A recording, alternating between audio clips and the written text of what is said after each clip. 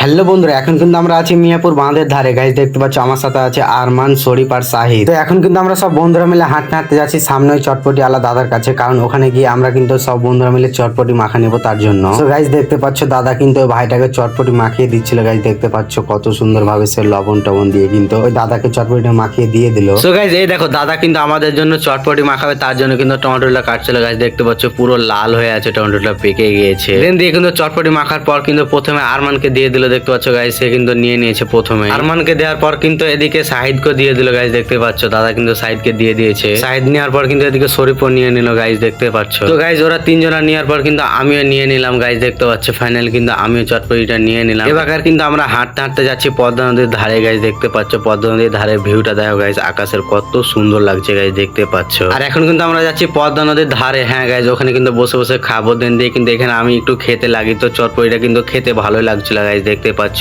তো গাইজ এদিকে দেখতে পাচ্ছ সবাই মিলে কিন্তু ফুটবল খেলছে। হ্যাঁ গাইজ দেখতে পাচ্ছ এই মাঠটা কিন্তু পদ্মা নদীর পাশে আছে। দিন দিয়ে কিন্তু এদিকে সব ছোট বাচ্চাগুলো সব ফুটবল খেলছে। তো গাইজ দিয়ে কিন্তু আমরা পদ্মা নদীর কাছে চলে আসি। গাইজ দেখতে পাচ্ছ কত সুন্দর জায়গাটা। হ্যাঁ গাইজ দেখতে পাচ্ছ এত সুন্দর জায়গা কি বলবো ভাই সাহেব, দেখতেই সুন্দর লাগছে। আর এদিকে শরীফেরাকে দেখছো তারা কিন্তু বসে আছে। তো এখানে আমি আজকে 90 নম্বর চ্যালেঞ্জটা কমপ্লিট করলাম। তো ভিডিওটি কেমন লাগলো অবশ্যই কমেন্টে জানিও। টাটা বাই বাই, দেখা হচ্ছে নেক্সট ভিডিওতে। ভালো থাকো, সুস্থ থাকো।